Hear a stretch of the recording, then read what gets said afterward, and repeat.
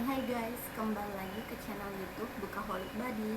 Kali ini aku mau bikin review singkat tentang buku yang baru aja aku selesaiin, yaitu bukunya Larung dari Ayu Utami. Ini tuh buku klasik tahun 2001, terbit pertama kalinya tahun 2001. Sebelum aku membuat video review ini, aku udah ada buat reading vlog bukunya Ayu Utami yang Larung ini, dan reading vlog itu sangat penuh spoiler. Jadi bagi kalian yang setelah menonton review ini ternyata merasa nggak pengen baca bukunya dan lebih pengen dengar spoiler dari orang lain, bisa nonton reading vlog aku itu.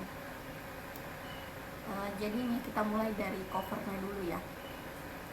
Ini covernya Larung Ayu Utami, kayak cuma perpaduan warna gitu yang dilengkapi dengan tulisan Larung, udah nggak ada kayak gambar yang menonjol. Ini kayak abstrak aja, perpaduan antara coklat muda dan coklat hitam. Kalau aku pribadi sih kurang suka dengan covernya ya, terlalu biasa menurut aku, nggak ada yang ditonjolkan dari bukunya. Padahal bukunya ini menurut aku isinya sangat kompleks, bercerita tentang spiritualitas, terus isu seks bebas, dan juga politik. Jadi mungkin covernya bisa menggambarkan tiga hal itu, jadi lebih baiknya seperti itu sih. Tapi ini kan juga buku lama ya, buku klasik. Aku nggak tahu apakah trennya pada tahun 2001 itu cover-cover yang menarik adalah cover-cover abstrak seperti ini. Siapa tahu kan begitu ya. Aku pas tahun 2001 masih 2 tahun sih, masih bayi, jadi nggak tahu ya trennya gimana dulu cover-cover di zaman itu. Tapi menurut aku ini covernya kurang cantik aja gitu, kurang memikat, berkebalikan dengan isi bukunya yang sangat. Jadi tuh covernya ya. Terus ini tuh aku nggak bisa kasih alasan kenapa aku membeli, karena ini bukan buku aku pribadi, ini adalah buku pinjaman dari perpus. Jadi aku pinjam buku ini di perpus setelah aku lihat salah satu booktuber membahas buku ini. Aku sebutin aja kali Kak namanya ya. Jadi aku nonton booktuber Kak Nudes Reading Journey. Kalau kalian mau nonton videonya kakak itu, nanti aku cantumin aja linknya, link halaman YouTube-nya kakaknya di deskripsi. Jadi aku nonton yang punya kakak itu dan jadi tertarik sama buku ini. Kebetulan aku ketemu buku ini juga di perpus, jadi aku langsung baca. Ini udah lumayan banyak ya notes-notesnya, aku simpan. Jadi itu, ini aku nggak beli sendiri, aku pinjam dari perpus. Berikutnya aku bahas sinopsisnya ya, aku bacakan aja. Lalu aku mendengar orang-orang menyebut ibumu Gerwani. Gerwani itu gerakan wanita pada tahun itu ya. Jadi ini tuh settingnya tahun berapa ya, 1960-an, pas neneknya ya, pas zaman neneknya 1960-an. Terus Larungnya udah settingnya udah tahun 1990 menuju 2000 gitu. Lalu aku mendengar orang-orang menyebut ibumu Gerwani. Ibumu memakai BH hitam dengan lambang bintang merah di satu pucuknya, palu arit di pucuk yang lain, kata mereka. Ia mengumpulkan perempuan-perempuan dan mengajar tari telanjang, dan mengirim wanita-wanita untuk merayu para prajurit dengan pinggul mereka agar percaya pada komunisme, bukan pada segala Tuhan. Sembari bernyanyi genjer-genjer. Tetapi aku tahu ibumu dan istri Nyoman Pintar kerap berada di bangsal dan mengajari sesama istri tentara membuat ketupat dan janur dari daun nyiur. Mereka semua pendatang, dan daun genjer hanyalah sayuran yang membuat tinjamu lengket panjang. Jadi itu sinopsisnya. Sebenarnya kalau dari sinopsisnya ini tuh diambil dari satu kalimat, satu paragraf yang berada di dalam buku ini yang menjelaskan tentang kilas balik kehidupan neneknya Larung. Jadi neneknya Larung dulu itu diceritakan sempat dituduh sebagai orang yang memiliki ilmu gaib, sampai anaknya neneknya Larung ini, yang otomatis adalah bapaknya Larung. Bapaknya Larung merupakan seorang tentara. Bapaknya itu diculik oleh kelompok komunis yang tergabung dalam kelompok G30 SPKI ya. Jadi buku ini juga menyinggung tentang G30 SPKI, terus menyinggung juga tentang masa-masa Orde Baru.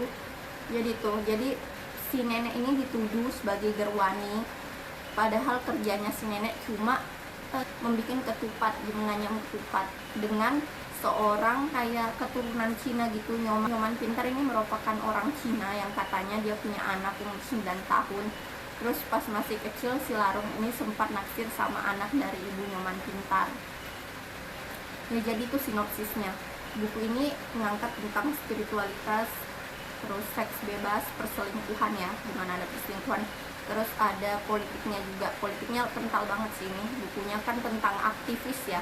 Larung ini seorang aktivis. Terus ada juga di dalam sini karakter yang bernama Saman, Laila, Yasmin, Cho, Sakuntala, terus Sihar, dan lain-lain. Jadi fokus utamanya sebenarnya bukan cuma Larung sih. Larung muncul di awal bab dan di akhir bab.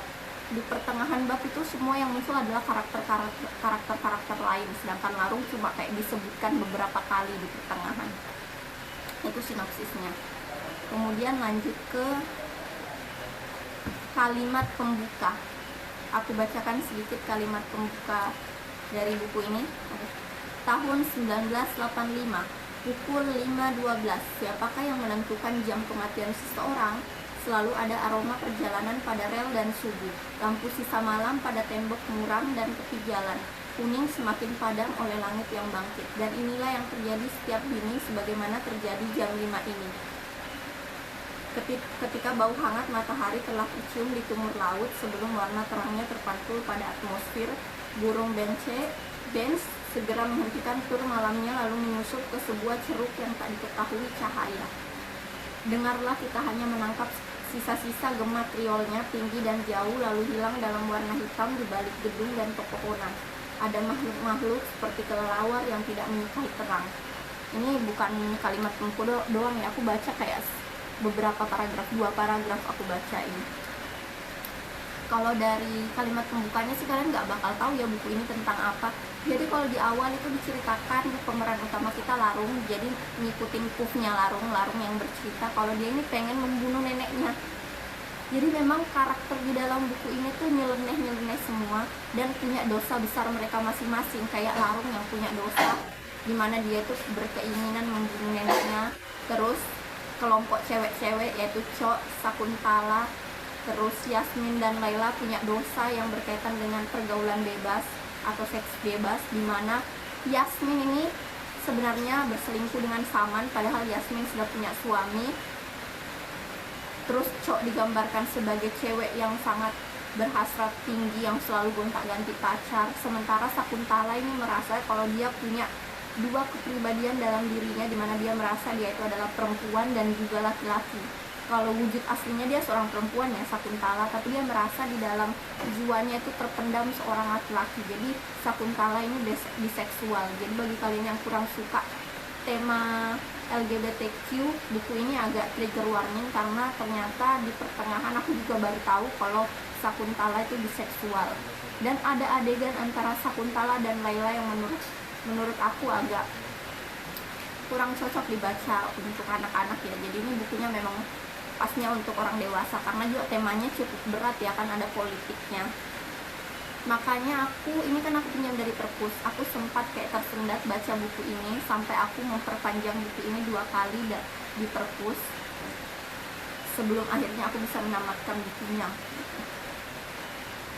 Buku ini tuh mengikuti POV beberapa karakter ya, tadi yang aku sebutkan kelompok-kelompok cewek itu kayak Cho, Yasmin, Sakuntala, dan Laila. Terus mengikuti puffnya Larung, terus puffnya Saman juga. Saman ini sebenarnya tokoh utama dari bukunya Ayu Tami, seriesnya Larung yang pertama. Jadi aku belum jelasin ya, Larung ini sebenarnya ada buku pertamanya yang judulnya Saman. Saman itu nama karakter yang muncul juga di buku Larung. Jadi di buku pertama pemeran utamanya adalah Saman.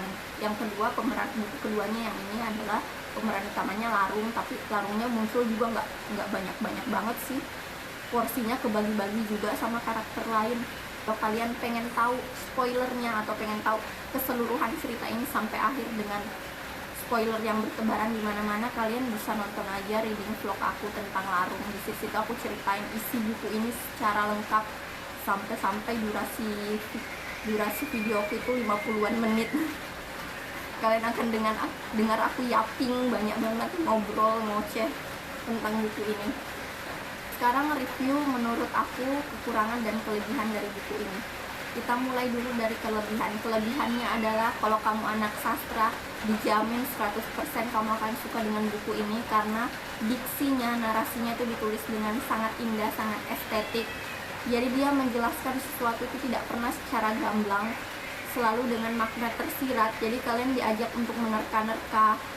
Terus penggambarannya memang selalu kayak indah gitu, bahkan untuk menceritakan hal-hal yang sebenarnya bersifat jorok ya, bersifat jorok maksud aku bersifat kayak mesum gitu, sebenarnya diceritakannya dengan diksi yang indah. Jadi makna sebenarnya tuh agak tersamarkan gitu, walaupun dia kata-kata di dalam buku ini memang frontal juga sih, nggak semuanya diksinya indah. Kayak menyebutkan wanita malam itu langsung disebut L, terus menyebutkan bagian-bagian tubuh itu langsung disebutkan aja. Pokoknya sering banget nyebutin tentang tinja, tentang bau pesing dan lain-lain. Jadi buku ini sangat frontal dan berani menurut aku, tapi dibalut dengan diksi yang indah. Penulisan si Ayu Utami yang sangat ini ya, menarik dan memikat menurut aku. Jadi itu kelebihannya, penulisannya. Terus juga isi bukunya itu sangat kompleks, jadi kamu dapat banyak tema di dalam satu buku. Yang aku sebutkan tadi tentang spiritualitas, pergaulan bebas, tentang aktivis, terus tentang politik ya aktivis ya, terus feminisme dan lain-lain juga, ini ada semua di dalam sini, komplit banget. Lanjut ke kekurangan. Sebenarnya ini nggak bisa dibilang kekurangan juga sih, cuma preferensi pribadi aku aja. Aku merasa judulnya ini kan larung, tapi karakter yang muncul di dalam buku ini tuh terlalu banyak menurut aku, fokusnya terlalu banyak. Kita mengikuti puffnya Sakuntala, kita mengikuti puffnya Laila, kita mengikuti puffnya Yasmin, kita mengikuti puffnya Saman. Terlalu banyak puff gitu, POV, point of view. Jadi larung sebenarnya bukan fokus utamanya banget sih di dalam buku ini. Yang aku bilang tadi, larung tuh muncul di awal dan di akhir saja. Di awal di saat dia berkeinginan membunuh neneknya, dan di akhir di saat dia membantu Saman dan Yasmin untuk melarikan 3 aktivis mahasiswa. Jadi itu sih yang agak aku sayangkan ya, sebenarnya bukan kekurangan, tapi kayak aku menyayangkan aja karena judulnya larung, tapi larungnya kayak munculnya nggak terlalu banyak gitu menurut aku. Padahal aku tertarik banget sama karakter larung yang sulit ditebak pemikirannya, terus punya ciri khasnya tersendiri gitulah. Jadi aku pengen lebih tahu tentang larung, tapi nggak dapat di dalam buku ini. Satu kata yang menggambarkan perasaan aku saat membaca buku ini adalah, aku di awal-awal bab itu, selama puffnya larung yang dia punya keinginan untuk membunuh neneknya, sampai dia datang menemui teman neneknya saat masih muda, yang teman neneknya ini katanya punya kekuatan supranatural juga.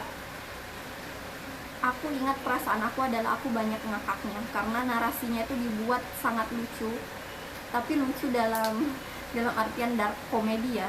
Jadi kalian antara mau ketawa sama mau kasihan, mau miris gitu. Tapi aku ingat perasaan aku membaca bab-bab awal itu adalah aku banyak ketawanya. Terus menuju pertengahan di bagian puff cewek-cewek, aku ingat perasaan aku adalah kayak kehilangan empati pada karakter-karakter cewek ini, karena aku mau kasihan sama mereka, tapi kelakuan mereka juga tidak bisa dibenarkan. Yang aku bilang mereka menjadi selingkuhannya suami orang ya kan. Jadi aku ingat perasaan aku adalah aku kehilangan empati sama karakter-karakter di dalam buku ini di pertengahan bukunya. Terus di akhir perasaan aku adalah aku dibuat menerka-nerka tentang larung, kepribadian larung. Jadi larung itu di bab akhir sempat ditulis sebagai mata-mata, sebagai intel. Jadi aku selama akhir itu ikut menerka-nerka juga apakah benar si larung ini intel atau bukan. Terus di endingnya banget, perasaan aku ingat adalah aku hampir nangis karena aku sedih banget baca narasinya. Yaitu perasaan aku saat membaca buku ini. Karakter favorit aku paling suka larung, walaupun dia punya dosa besarnya sendiri ya, dimana dia berusaha ingin membunuh neneknya di awal-awal bab. Tapi pas neneknya benar-benar meninggal ini, sebenarnya aku merasa dari narasinya itu larung ada rasa bersalah juga. masih manusia ya sebenarnya Larung ini. Kalau dia nggak merasa bersalah juga sih parah banget deh. Jadi ya itu, aku paling suka karakter Larung. Terus rating, di Goodreads aku kasih buku ini rating 4,8 bintang dengan label aku tulis buku ini masuk ke dalam list pribadiku, dimana menurut aku orang-orang harus membaca buku ini setidaknya sekali seumur hidup. Orang-orang yang aku maksud adalah orang-orang yang umurnya sudah 19 tahun ke atas ya, karena kalau kurang dari 19 tahun aku rasa buku ini kurang cocok untuk kalian karena topiknya berat dan juga bahasanya vulgar menurut aku. Jadi ya itu review aku terhadap bukunya Ayu Utami terbitan tahun 2001 yang berjudul Larung, kelanjutan dari bukunya yang berjudul Saman yang mana aku belum baca. Aku berkeinginan sih baca Saman, tapi di perpus nggak ada, di Ipusnas ngantrinya panjang. Jadi kalaupun aku pengen baca buku Saman, otomatis aku harus beli di Shopee. Kalau kalian mau nonton review lengkap atau pembahasan lengkap tentang buku ini yang mengandung spoiler-spoiler di mana-mana, bisa nonton reading vlog aku ya. Jadi segitu saja review kali ini, sampai jumpa di next video.